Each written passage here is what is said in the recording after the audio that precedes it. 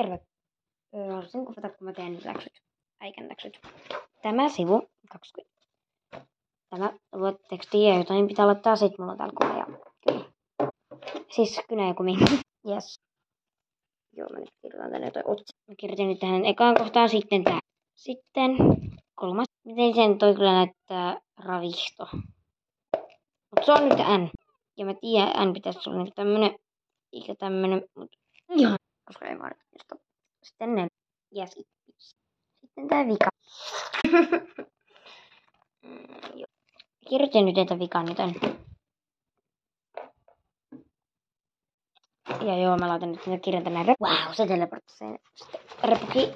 Odottakaa apua tää loppu. Ja sit mä vien tän vaikka tohon. Moikka.